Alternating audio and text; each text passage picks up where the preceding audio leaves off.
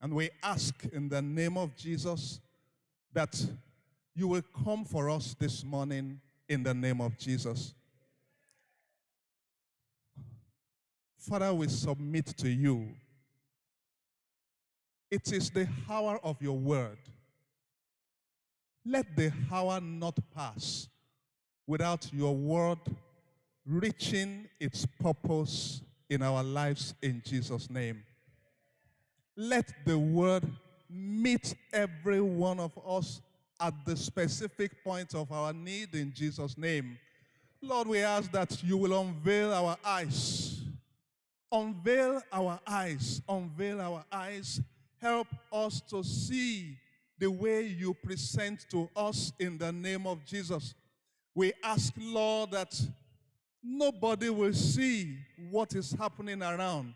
We will only see you as speaking unto our heart in the name of Jesus.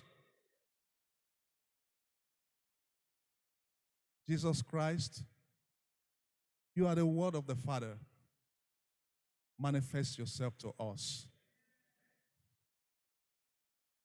Father, we ask, glorify yourself in us. In Jesus' name we pray. Amen. Hallelujah. It's a privilege to stand before the congregation of the Lord and to attempt to bring the word of the Father to us this morning. I use the word attempt because the Holy Spirit himself is the minister of the word of the Father. And so far, the Lord has taken us through some instruction which borders on our responsibility in allowing the Father to express his glory upon us. And we say in an ever-increasing manner. And the last in the series, we were learning last Sunday the disciplines that God requires of us. And we learned that Sunday that these disciplines refer to things we must commit ourselves to doing.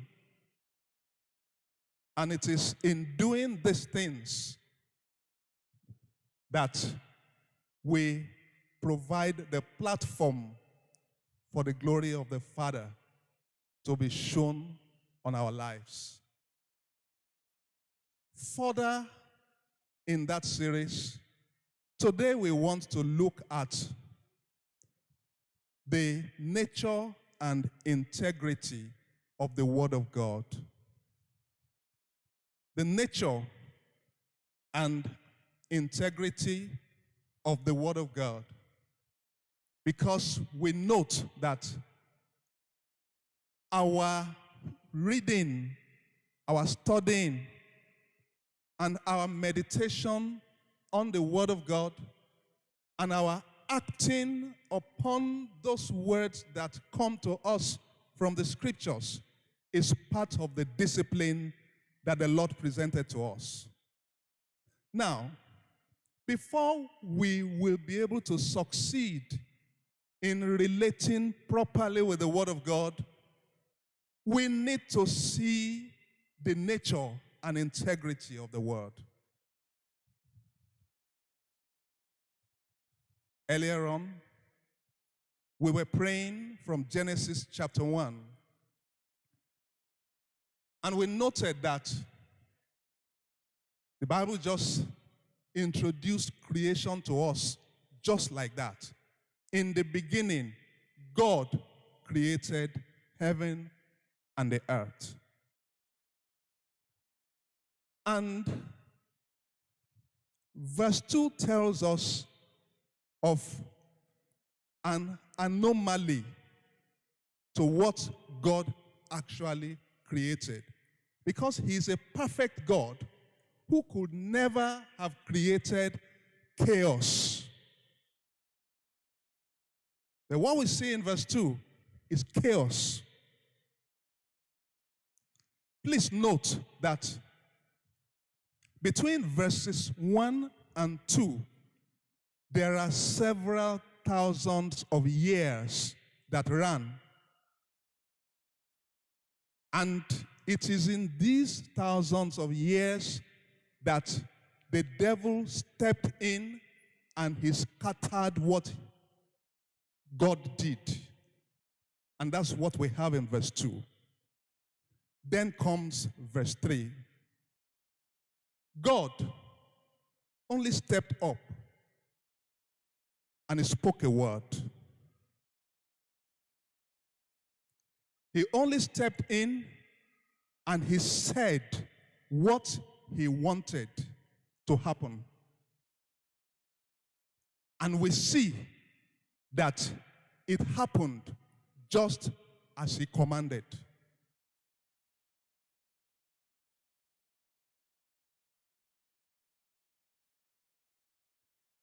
The nature and integrity of the Word of God.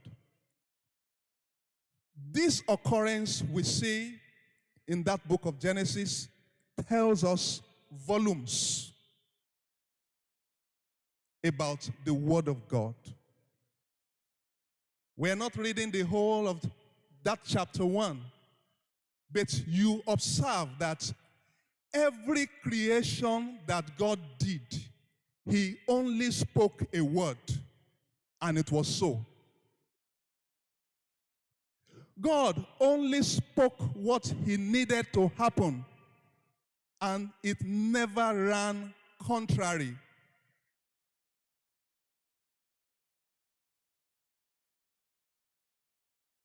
And as I was looking at the meaning of that word, integrity,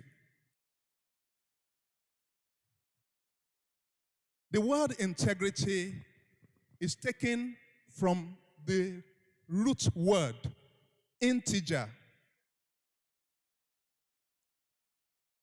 And if we remember our mathematics, for those of us who still remember, an integer simply refers to a whole number, not fractionated, a whole number. And I think that should begin to give us a little idea.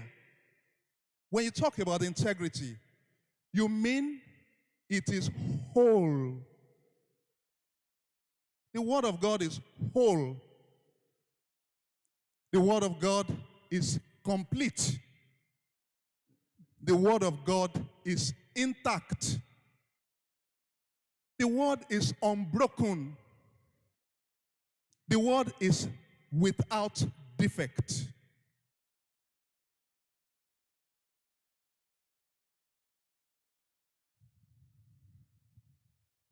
The word integrity conveys an idea of something that is whole, honest, and uncompromised.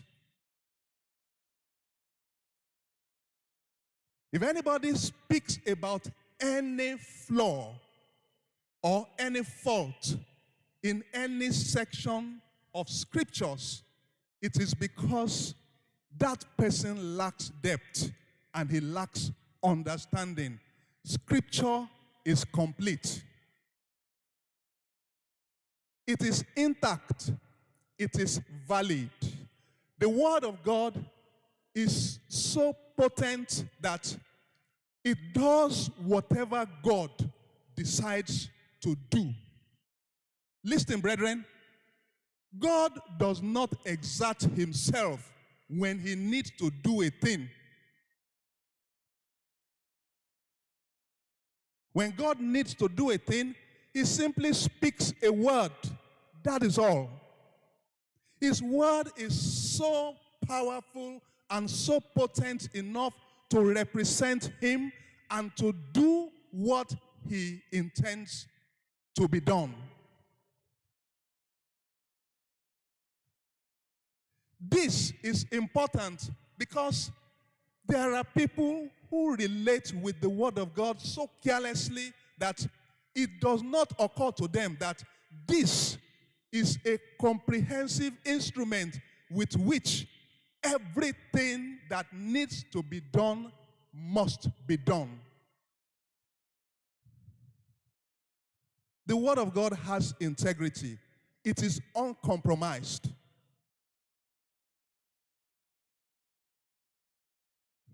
Whatever translation of the Bible you carry, you are not the only one that is having that translation of scriptures. And when you check that translation across board, the Word of God is intact and uncompromised. It has integrity.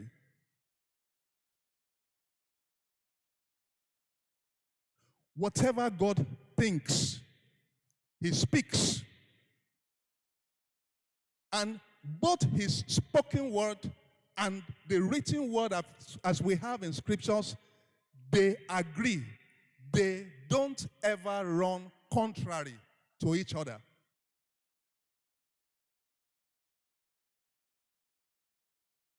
The Bible says, where the word of a king is, there is power.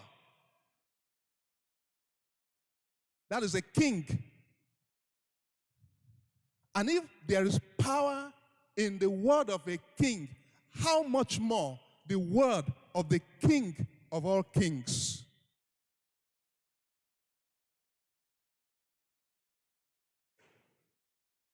It is an aberration for anybody, particularly any child of God, to hear the word of God and still treat it like he has not heard something.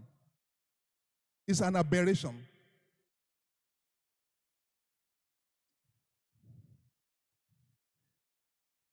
The word of God has integrity. Now, to save time, Jesus himself, because when we deal with the word, as we find in the story of creation in Genesis, the next way we will need to deal with the word is to go to the opening of the book of John, and you will still see the account of the word there. That same word was in the beginning. That same word became flesh and lived physically with fellow men. Jesus Christ, the Son of the Father. When God needed a material expression of his written word, Jesus showed up on the scene. An angel would never have accomplished it. It is God himself. So that we note that our focus is on him and his word and not on anyone else. When Jesus finished his earthly ministry and he left, you know, one of those people that related physically with him while he was on the earth, he came and gave him the revelation. I'm talking about the Apostle John. Now see what Jesus says in Revelation chapter 22, verse 16 to 19. Revelation 22, verse 16. You see how clear he is about this word. I, Jesus, have sent my angel to testify unto you these things. To testify unto you these things in the churches. I am the root and the offspring of David, and the bright and morning star. And the Spirit and the bride say, come. And let him that heareth say, come. And let him that is athirst come. And whosoever will, let him take the water of life freely. For I testify unto every man that heareth the words of this prophecy, of the prophecy in this book. If any man shall add unto these things, God shall add unto him the plagues that are written in this book. If any man shall take away from the words of the book of this prophecy, God shall take away his part out of the book of life and out of the holy city and from the things which are written in the book.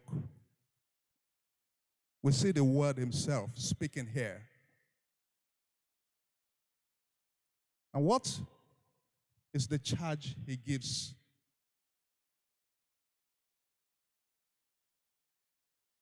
Nobody adds to his word. Nobody adds to scripture. Nobody adds to what God speaks to him. Because God is dealing with us at individual levels at which he speaks with us. Only that it is those that have their ears to the ground that hear what he speaks. And what are the things he speaks? He speaks things that completely agree with what is written in scriptures. So he charges everyone who is interested to come. Come to where? Come to the word. Come to the word because the word is wholesome. Come to the word because the word is uncompromised. Every other place that people run to for help, they are compromised. He wants that the word from the Father is complete. Never add to it, never subtract from it. For that reason, it becomes important for everyone to pay attention to scriptures as instruction from the Lord, not to be modified, not to be panel beaten, not to be adjusted. It is to be taken the way it is presented by the Spirit of God. It is to be applied the way he presents the word. What more? This same word has been from the beginning, and it remains, and it will never be outdated. From the time that the scriptures, the scrolls, were being collected as the written word of God until the time of the canonization. The canonization refers to the time that the scriptures were put together, the several books put together to become one, for you and I to have access to the mind of the Father. All that has happened all those while, the word has remained uncompromised. It has remained ever relevant, ever applicable to every situation in all generations. Several books have been written after the time that this has been, but they have gone into extinction. They have become outdated. And several will still be written, which will become outdated. It is only the word of God that lasts forever. It has integrity. There is no other way to describe integrity than all of this. Something that is never outdated. Whatever your status, whatever your situation, whatever challenge you pass through, whatever situation you find yourself in, the word of God remains applicable in all situations and circumstances. I was saying earlier on, it is God's comprehensive instrument with which he produces whatever result he intends to produce. It is comprehensive. When you seek the face of God over any matter, and the Lord brings a word to you, that word becomes more of a personal revelation, which certainly will agree with the Holy Scriptures. But listen, brethren, that revelation you catch from God is big enough for you to run with for a long time. It's big enough.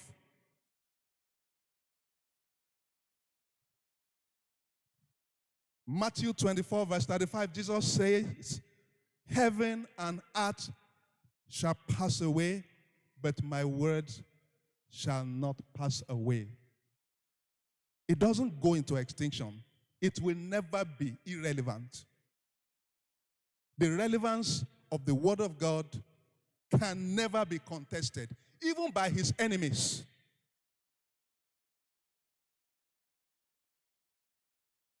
Psalm 119, verse 90.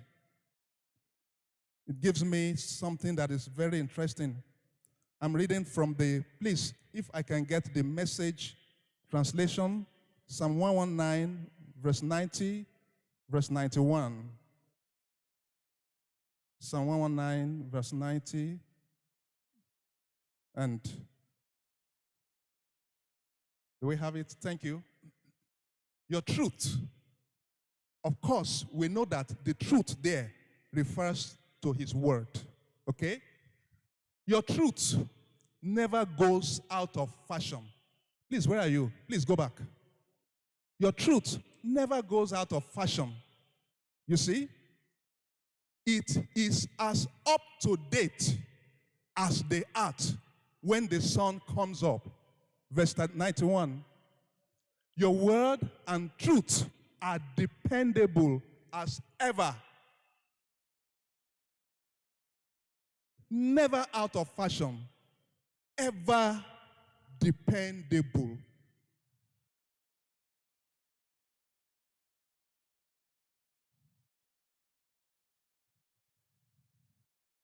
Some of the facts about the Word of God.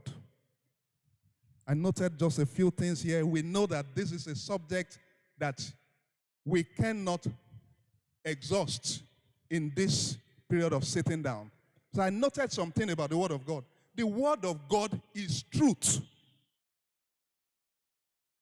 It is truth. There is nothing else that is called truth apart from the Word of God. If you find yourself in any situation, trouble, commotion, or whatever, just discover the Word of God about what is happening to you, and you have found the truth about where you are. And we have several examples that we can find in the Bible.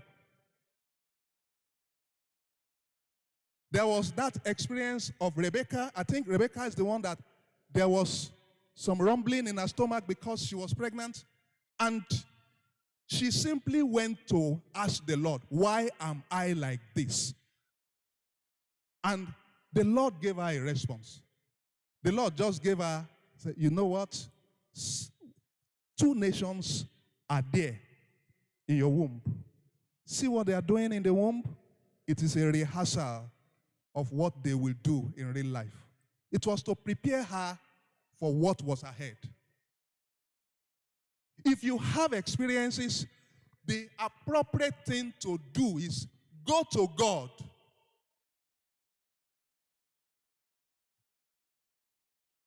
Go to him and ask for his mind, because the Word of God is the mind of God about every situation.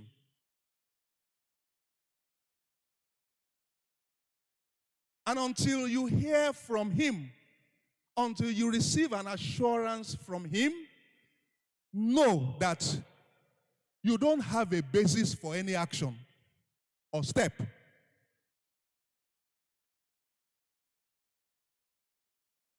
I've had experiences. There was the time when I started work out of town, for instance, and the original arrangement with my wife was I will get that job, I will go, accept the job, And after a while, I would have to be doing back and forth, in and out of town until there is stabilization. Then we would move the family. But this one, it didn't happen that way. Every time when we got to the point of taking the steps, it didn't work. We planned. We would say, okay, she's a teacher. The children are in school. We will plan towards the end of session, right? When session ends, let us transfer the children to transfer to a school over there, and then it didn't work. When we tried it like twice, it didn't work. I had to go and ask, why? The Lord told me, we are not moving this family out of Abeokuta. And it was at a time that I was sick of travels. So based on what he told me, what was my next prayer? I said, Lord, you know I don't like travels. But since this is your will, you have to give me grace to travel. Now, that travel has become like the palm of my hand. I've been in the middle of the road in the day, in the night, in the middle of the night, some very odd hours that everybody will be snoring in their homes. I've been very, very far. There are only 6 states in Nigeria that I have not reached. Grace has carried me because I understood the word of God for the situations we were passing through. And I remember that when the children started to do those very important examinations, our firstborn was writing his terminal examination when I was in Mambila, Taraba State.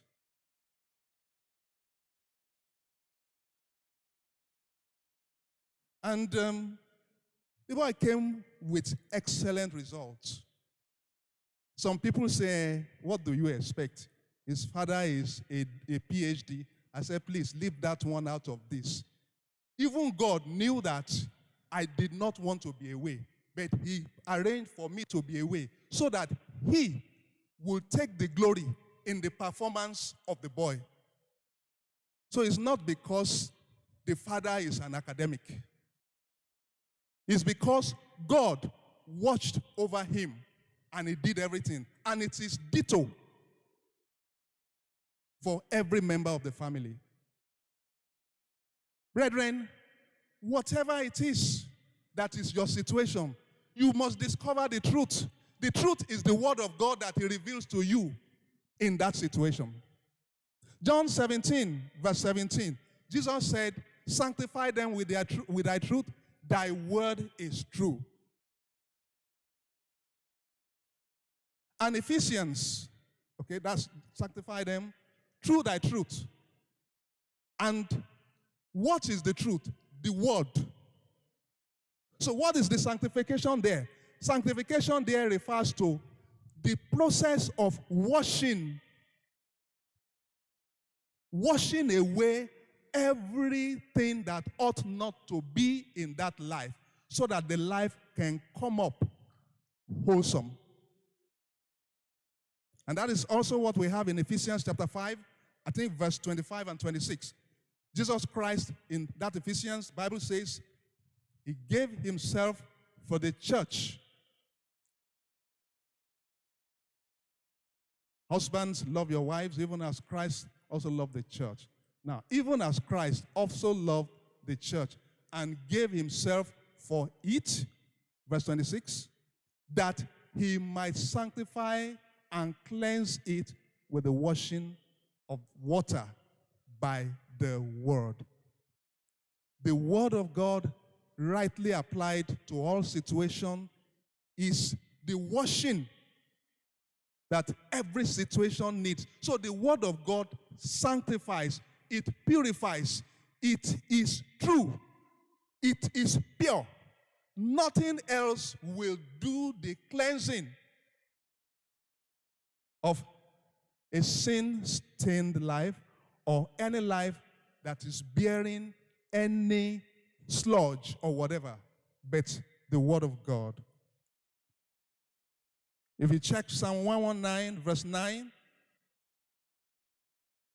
already we are talking about the nature of the Word of God. Psalm 119, verse 9, can I see that? There are so many aspects of Psalm 119 that I often, thank you. 119, not 109. Psalm 119, verse 9. Thy faithfulness, where is it now?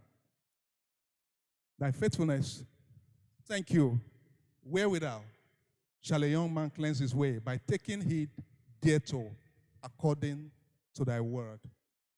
You make your way straight. You make your way clean. You walk in roads that are clean, without impediment, by simply observing the Word of God and walking according to the dictates of the Word of God. I note one thing again, that the Word of God is unchanging. We already said that. We said it is never outdated. Now, Psalm 119, verse 89 tells us something in that regard. Psalm 119, verse 89 says that, forever, O Lord, thy word is settled. It is unchanging. The word of man is not like that, you know.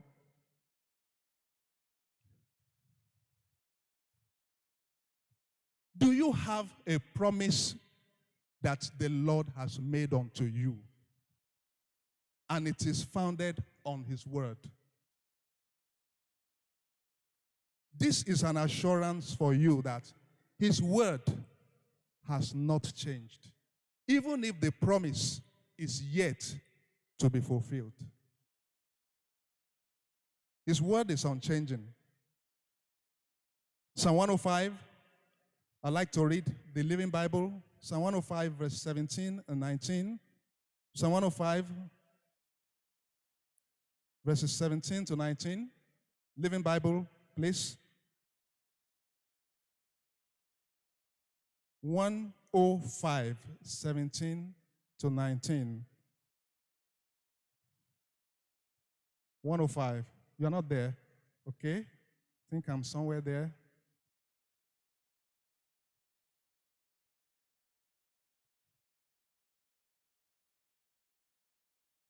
Now, look at this. The Bible says he sent Joseph as a slave to Egypt to save his people from starvation. There in prison, they hurt his feet with fetters and placed his neck in an iron collar. Verse 19. Until God's time finally came. How God tested his patience. The KJV of that place says, his word came and proved him. Brethren, the word of God does not change. The word of God would, however, require consistency from you. And it is the real situations of life that will confirm in your life whether you have the word or not. Considering the situation, thank you for that, KJV. It says, until the time that the word came, the word of God tried, the word of the Lord tried him. What the Bible calls the word of the Lord tried him, the Living Bible says he tested his patience. Maybe God is testing your patience with whatever the situation you find yourself in. But how will you know that it is God testing your patience? It is by you clearly understanding what has God spoken to me about this matter. So, notwithstanding the opposition, in the case with Joseph, there is no stronger opposition he could have experienced. He went into the pit. From the pit to slavery. From slavery to prison. And I don't think it was a prison term that has a time definition. So ordinarily, for him, hope was dashed, humanly speaking. But the Bible says God tested his patience. The word of God is the instrument of God that he will use to prove you whether you still maintain the path that he set before you.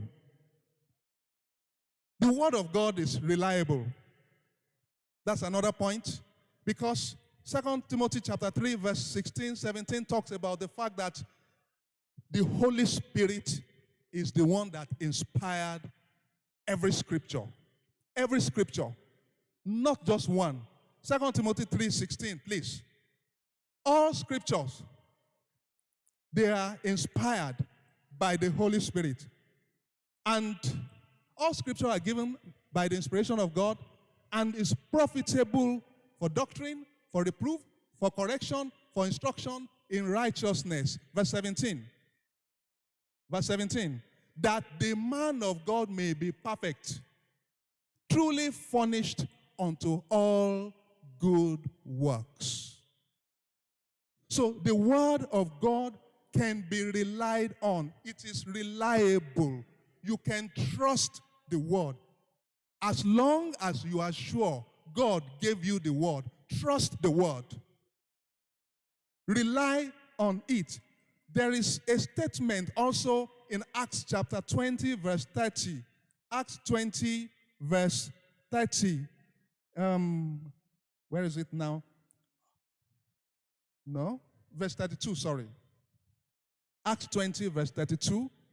Bible says, and now, brethren, verse 32. And now, brethren, I commend you to God and to the word of his grace, which is able to build you up and give you an inheritance among them that are sanctified. There is an inheritance for those that are sanctified, which all of us are among, except you have not given your life to Christ. And that inheritance, it is the word of God that is able to build you up until you get into that inheritance. If you have not entered into the inheritance, we may take it for granted that he is still building you up. Please, stay in the place of your making. Don't run after what others are doing. It is able to build you up. The word of God is reliable. You can trust it. It is not the word of man. It is in Numbers 23 verse 19 that, you know that prophet, it's prophet Balaam. Balaam was hired.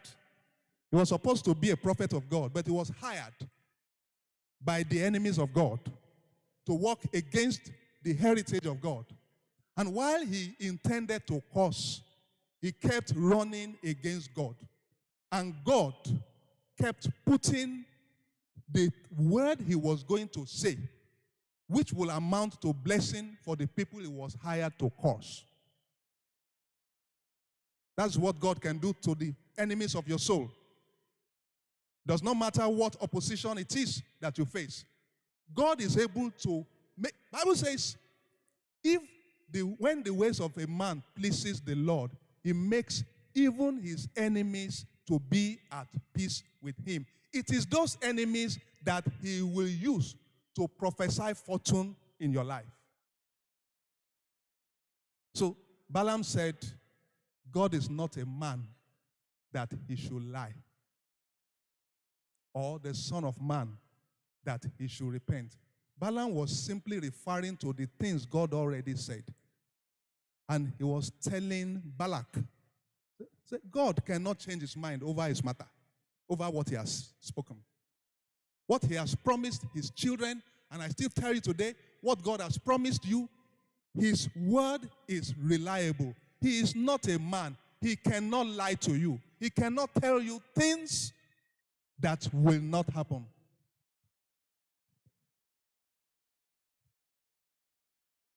What more? God's word is powerful. It has great power. His word is powerful. Hebrews 4:12.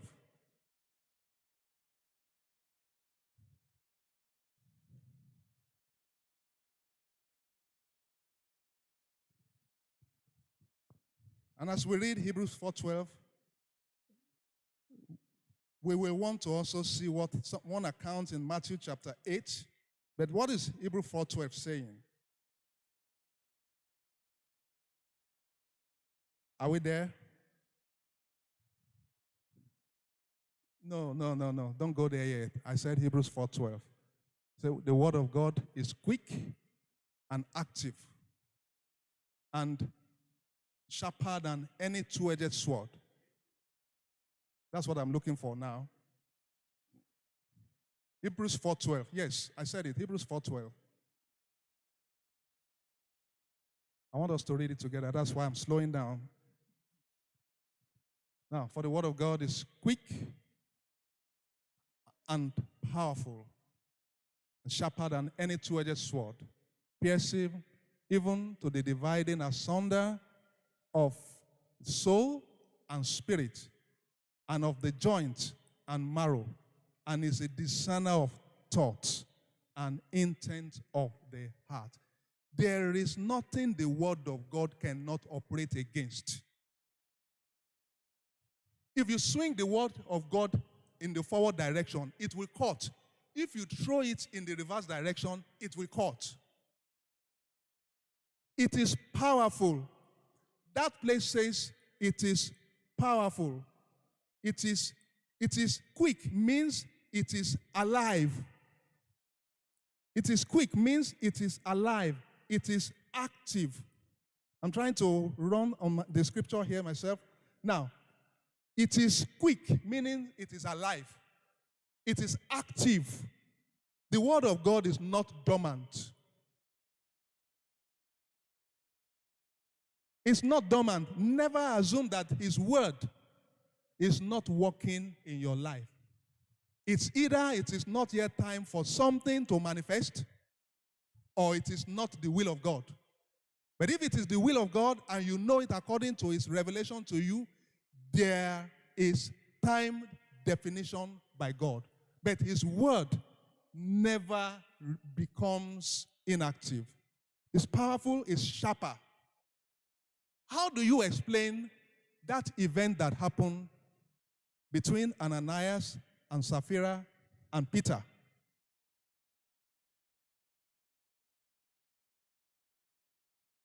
The word of God came to Peter. And everything both husband and wife hid in their secret conversation, the Holy Spirit simply brought the word to Peter.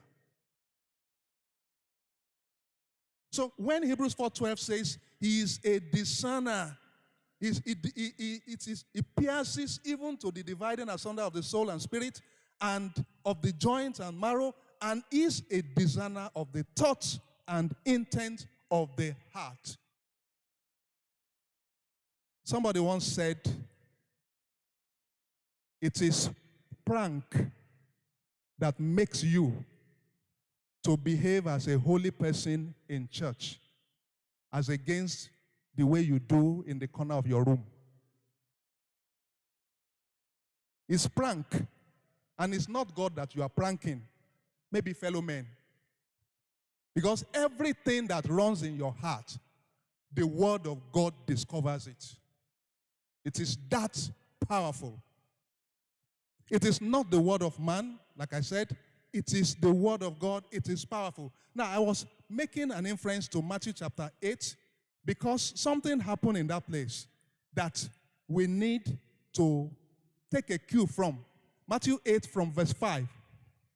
And Jesus, when Jesus was entered into Capernaum, there came unto him a centurion beseeching him and saying, Lord, my servant lieth at home, sick of the palsy, grievously tormented. And Jesus said unto him, I will come and heal him.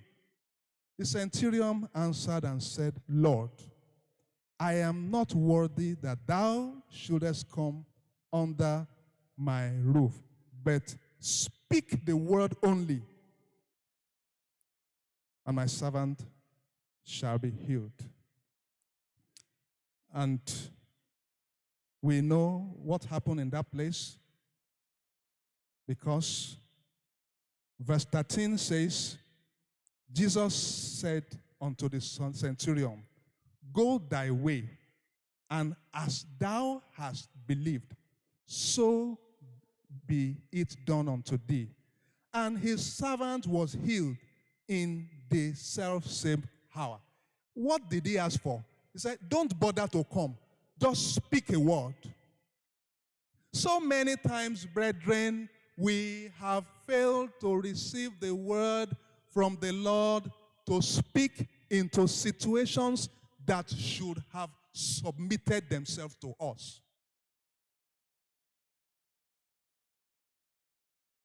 That man believed that speaking the word was enough.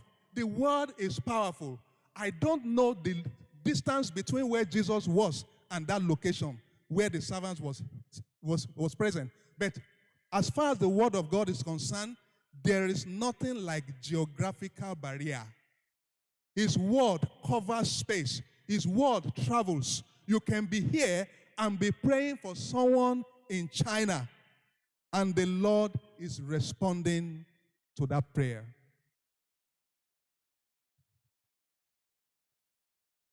And because it is powerful, you know what? I noted something here. I say, never contemplate keeping anything from him, because his word will search it out.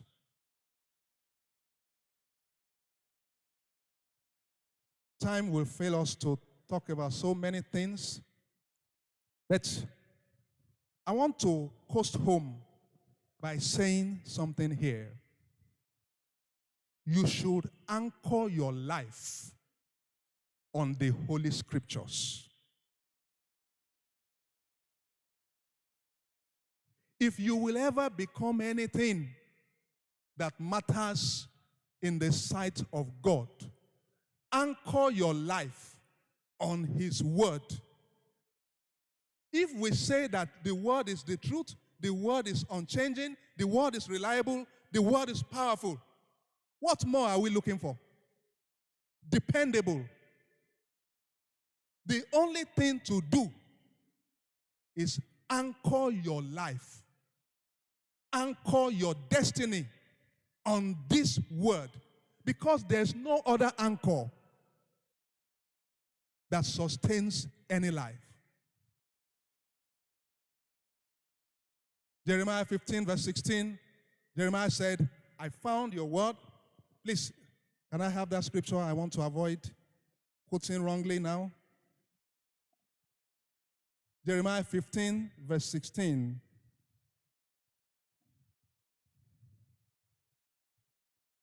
Fifteen verse 16.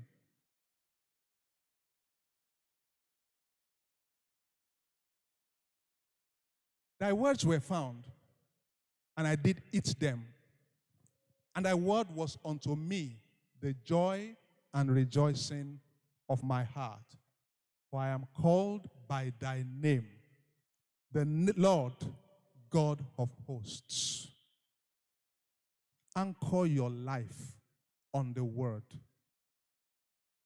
Anchoring your life on the word means you must be deliberate in paying attention to his word. If you are going to pray to God and God is going to give you a personal revelation about your situation, it will be a revelation that derives from his word that you have lodged in your heart. God does not speak to you out of nothing. He must find something to ride upon as he is bringing revelation to you.